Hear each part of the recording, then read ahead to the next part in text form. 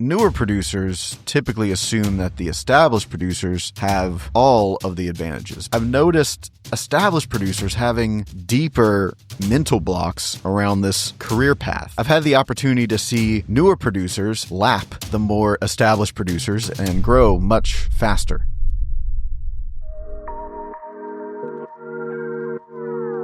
Hey everyone, Daniel Grimmett here. You're listening to Producer Management, the podcast that lets you in on real conversations between professional music producers and their teams, the deals, the strategies, and the unfiltered advice. This show is brought to you by my company, Dark Label Music. When producers want clarity, strategy, and growth, they call us. We're hired as a strategic partner, part management, part creative and business development, designed for the realities of being a music producer right now. So whether you're a small studio or a Grammy-winning veteran, reach out to us at darklabelmusic.com to see if we can help. I've been helping producers build businesses since 2014, when I first started hiring producers to work at my production company. Typically, these were younger producers with solid work ethic and raw talent, but no clear direction for their career yet. And I'd build them up from scratch, working on my team, and then they'd go off and have their own successful careers. I did that with 3 of them, and that's sort of what got me started in this. And around 2018, more established producers started reaching out and hiring me to consult and manage the business side of their careers. And since then, I've gotten to work with hundreds of producers at all stages of their careers. By the end of this year, I think it'll be close to 1,000 total, actually. And I say that all just to prove that I have a ton of data. Talking to music producers is what I've spent the majority of my time doing for over a decade now. And just recently, like in the past year, I'm starting to notice a very interesting shift in the market. It used to be that the more established producers had an advantage, which would make sense, right? More experience, full-time income, maybe more credits. And by established producers, I'm just referring to producers who are a little more settled into their careers. They're committed to doing this. They've been full-time for at least a handful of years, let's say. For most of my career, it was typically easier to help the established producers grow because they had a foundation already, and it was a little bit harder to help the newer producers break into the business, which, would make sense, right? But over the past year or so, that's been reversing. I'm really starting to see the old guard give way to the new guard. I've had the opportunity to see newer producers actually start to lap the more established producers and get results and grow much faster. And what's funny is that newer producers typically assume that the established producers have all of the advantages because they got their start earlier and they have, just more to show for their career. But that's not always true. I mean, some do, yes, but I've noticed established producers having more and deeper mental blocks around this career path that are just dramatically slowing them down as the next generation of working producers kind of catches up. And I don't know exactly why, but I've been trying to look more into it. My hunch is that the newer producers maybe just understand the game or the world that they're getting into in this modern era, and they're okay with that. While the more established producers are not adapting nor taking these changes well, and they're afraid to lose what they have, which I totally understand. That makes sense, right? Like, this has always happened, but I don't know. There's just something in the past year just gotten a bit more extreme, I guess, like much more noticeable. I don't know if it's AI or if this career just requires different things from producers than it used to. But I've just been meeting more and more established producers who just seem, to be honest, really half committed to this career long term. And they definitely wouldn't say that out loud or even believe that probably, but actions speak louder than words, right? And when I'm advising producers and helping them grow, I have to look at what they do and how they act, not necessarily at what they say. Not that that isn't important, it is, but you really learn the truth from the former. So in this episode, I just want to break down 4 different mindsets that I see are keeping established producers kind of stuck right now and unable to adapt while the new generation of producers is speeding ahead. Actually, which is on one hand, good thing, right? Like, I have hope for the future, so that's good. But we're trying to help everybody here. This episode isn't to cast any judgments on anyone, like, at all. I'm really just making this episode for two reasons. The first reason is, of course, for the established producers. We work with a lot of them, and I just want them to become more self-aware of these blind spots so they can, make the decision of whether or not they want to address them. I hope they do, but that is their choice, of course. The second reason is to obviously help prepare the newer producers for just some of the challenges that they're going to face in the future. Because if you build the career that you want as a producer, you're starting now, then at some point you will become one of these established producers that I'm speaking to, and you'll have the same hurdles. It will affect you too. It just might be, 3 to 5 to 8 years from now. So here's the first one. Established producers, more often than the newer producers, they tend to think that their situation is unique when it comes to solving their business problems. And they may have some interesting circumstances because they've been doing it for a while, or they're, stuck in a weird project right now or something, and that's fine. But they think that just because they've been doing this for a while, that it's going to take some fancy business strategy to fix their problem. But usually it doesn't. They're missing the same business fundamentals that newer producers are missing. They're really starting at the same place on the business side. However, there's a big difference. The problem for the established producers is that their ego gets in the way of them thinking that, right? Like, they think they're above the basics, and they may not say this. They're not being arrogant about it. Again, I'm just saying it's how they act, right? It's how they actually function and behave.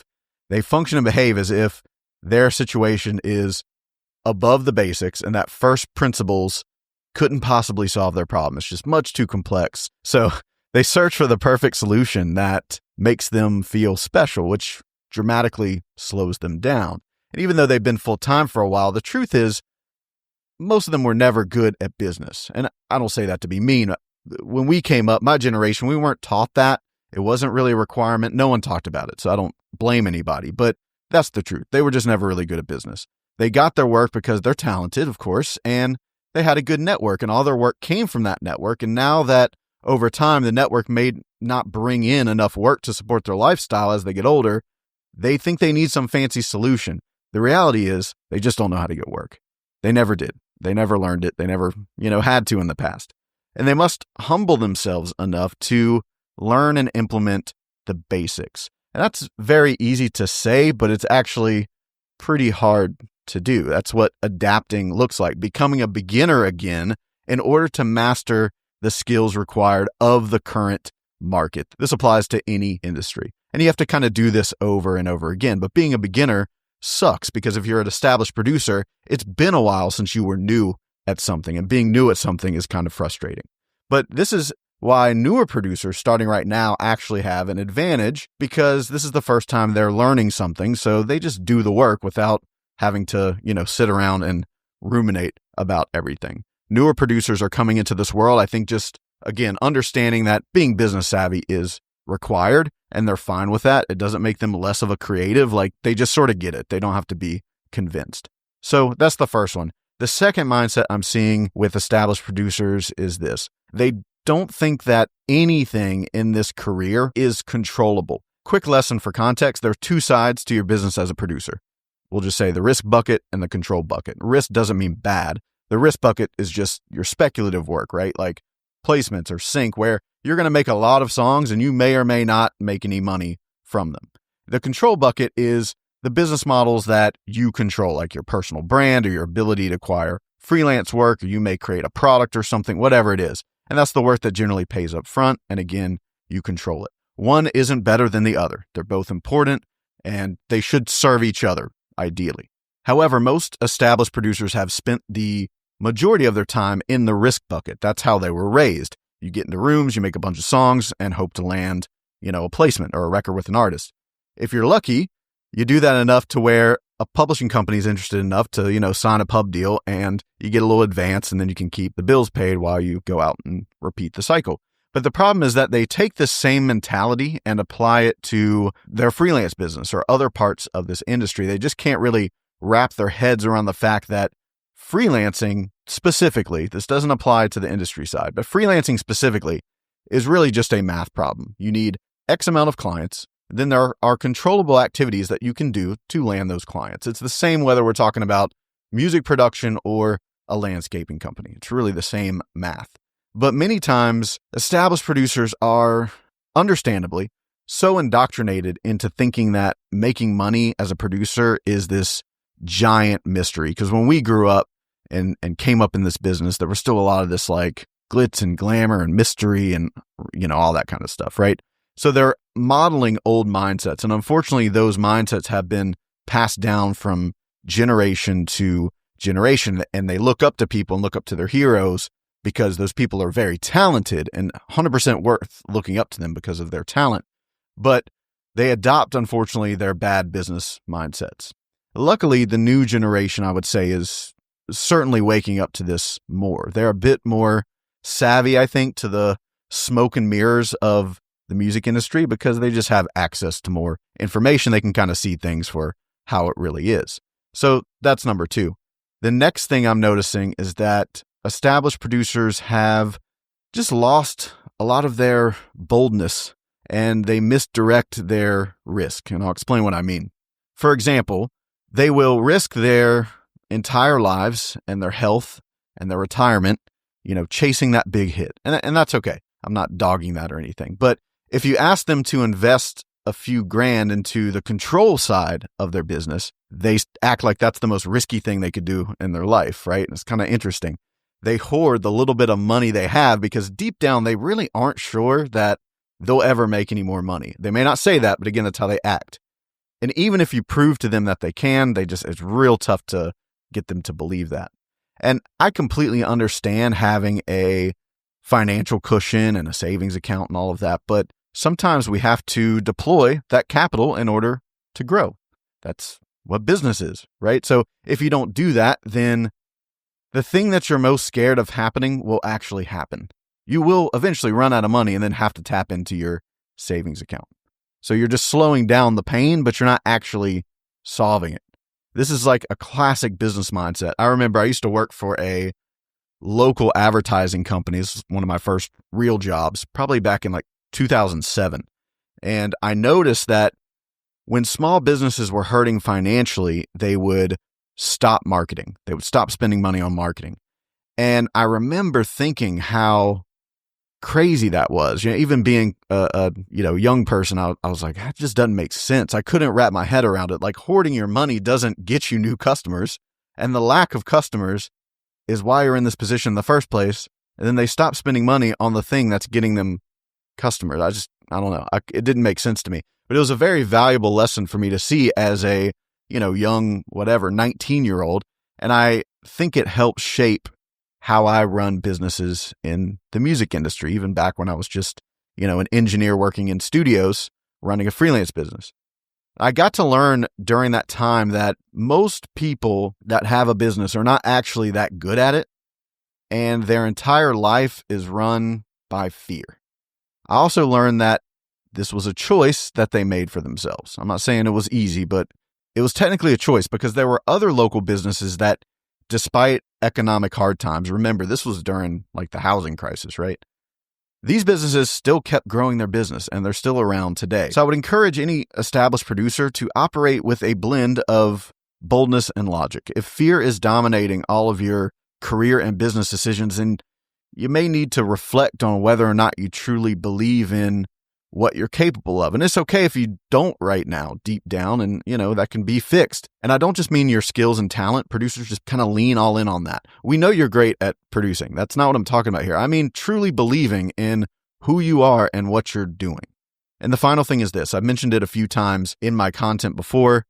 The producers that tend to get replaced by the next generation are ones that just can't get over how things used to be. They really over-romanticize the past and they want the industry to work how they want it to work, not necessarily how it actually works. And again, it's just a little bit of an ego thing, a little bit of, liking how things used to be, which I totally get it. But it's sort of like reminds me of the high school football star that just can't get over it, right? And he revels about the glory years and it's really just his identity for the rest of his life. Then there are the people who look at the past and say, hey, that was great. I appreciate that time. I learned a lot. And now I will apply that to where things are at in life now. Most producers are the high school football star, and that's because nostalgia is very strong. When things change and we feel threatened or left behind or irrelevant, or maybe just kind of bummed about how things are now, we wish they were like they used to be, then fear kind of kicks in, right? And sometimes people react to that fear by doubling down, but they just end up hurting themselves. Doesn't end up hurting anyone else but themselves. What I try to do for myself is just say, okay, what can I apply from 5 years ago, even if it's not that relevant, to what I'm doing today that will give me an advantage in this current moment? Because time in the game and experience and all that stuff is super important. I'm not discrediting that at all from the, established producers. You actually do have a lot of really great advantages, but a lot of times they're just either not applied or they're applied the wrong way. I could do an entire episode on that because I understand that careers don't just randomly last forever. And I know this to be fact because I'm in a unique position that allows me to see behind the curtain more than most people probably see. And a lot of producers who have been around for a while are kind of getting pushed out of the game or just straight up quitting, and they're not sharing it on social media. Obviously, it's happening quietly. I don't say that to scare anyone. And again, no judgment if you relate to anything that I said today. I'm not special. I've dealt with all of this myself, which is why I can even talk about it. I just want to make the established producers aware and potentially reveal some blind spots. And I want to give the newer producers an advantage by just knowing what to prepare for in the future. Hope that helps. That's the episode. If you go to producermanagement.com, you'll find links to jump on our newsletter, which I highly recommend because it's the perfect companion to the show. And if you enjoy what we're doing here, please leave us a 5-star review or share it with a friend. Thanks for listening. That's the episode.